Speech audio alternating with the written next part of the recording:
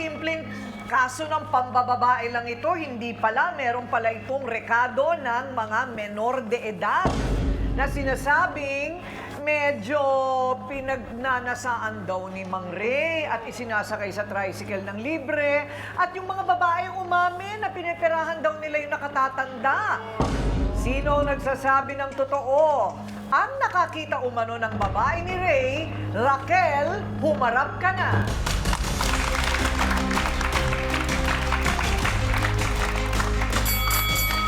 Ate Raquel, kaano-ano niyo po si Ate Binay? Kumare niyo po. So kayo po, nakita niyo mismo yung mga babae ni Manong Ray? Minsan po, may nakita ko. Kasi madalas ako namamalengke. Naka-backride sa kanya. Pero bata. Hindi naman po masyadong Hindi naman menor de edad. medyo po. Siguro mga 20, ganun. Mga ganon, okay. Ngayon, ang tanong ko dito kay Mang Ray, anong masasabi mo ngayon, Mang Ray? Meron palang testigong nakakita sa inyo at niliwanagin na natin, hindi lang isang beses at madalas daw na gano'n ang nakikita sa'yo. May kayakap, may yumayakap habang kayo ay nagmamaneho ng tricycle, Tay. Ano pong masasabi niyo, Tay? Ang masasabi ko, lagi lang kasing maangkas ngayon at dinihatid ko. Bakit kailangan tayo pong yumakap pa? Hindi ba't may tali naman yun, may sandalan? Parang humahawak lang siya. Alam mo, Baka hindi yan ang mahulog. pinakamatindi. Ang pinakamatindi dyan, yung nakita siya sa bahay. Oo, yung bang Nung nakita sa babae. bahay. 2010 pa po yun. 2010. Matatanda na sila ngayon. Unang-una po. Pero okay. ngayon, liwanagin lang natin na yan. Ngayon, hindi naman na nag-ano ng mga minor Hindi de edad. nakikita na lang. Maraming ang ulinig na nasasabing may nakikita nakabaka-ride sa kanya. Ako naman, hindi ako basta-basta naniniwala sa sabi-sabi.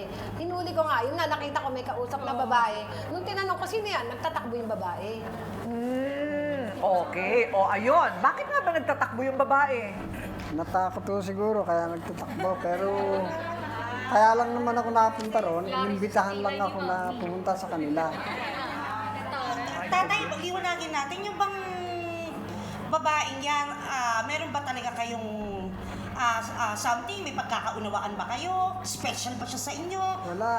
Wala. Inihatid ko lang talaga. Andun yung mga nanay ha. Pasahero lang yan. Ba't kailangan mong ilibre? Lagi ko ang naisasakay kasi nga may trabaho rin sa lagi kong sa ruta ko.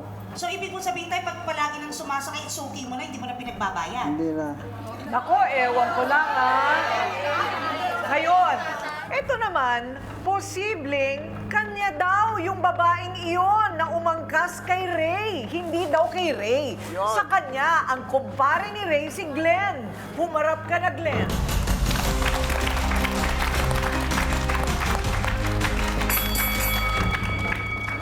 Oh, Ito umaamin ka na may kabit ka noon? Nangyari po kasi talaga sa ano yun. Sa Alam buhay niya ng ko. asawa mo? Kaya po binaranggay po ako, ma'am. Nabarangay ka dahil doon. O, so Ano po, wala ma'am, na.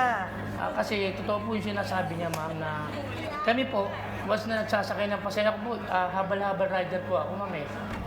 Actually, talagang pinapayakap po talaga yung mga babae na sumasakay sa akin. Okay. Para din safety sila. Kaya lang talagang napag-iisipan ni ate na nagluloko to. Usually, pag gusto mo yung babae, papayakapin mo kung pangit. Ba't ito papayakapin mo? Ay, pero isipin ba, jowa ko eh. sinasabi mo na gawain mo, aminado ka, kaya Aminado po magpapangit ako, kayo. ma'am. So, may posibleng talaga na pinagtatakpan mo. Maski lalaki, babae, sino man ang umangkas sa motor, yayakap talaga. Yayakap talaga. Gusto ko lang ma'am, linawin po. Mahal niya po talaga yung asawa niya eh. Kasi may one time pong binigyan ko ng babae yan. So, binigyan mo ng babae. Binigyan ko Ano po. nangyari niya? Ayaw niya po. Baka naman kasi yung itsura, ikaw mo nga kanina Maganda sa po, inyo ma'am. nagsabi. Maganda po, ma'am. Pangit. Maganda po. Nako, talaga ba? Yes, ma'am. Ikaw pa nagbigay ng babae? Ano ba pagkakakilala mo dito? Ito nga po ang salot. Yan, kasi yung asawa ko nananahimik Siya na yung ngayong taon na to. sunson. Magmula nang maging kaibigan niya, niretohan niya ng niretohan ng babae. Ang masaklap nga yung babae, mga puro taga-sementeryo. Kung magdamit ang mga taga-sementeryo, talagang kita ang ganun. Kaya pag sumakay ng tricycle, pak, kita talaga.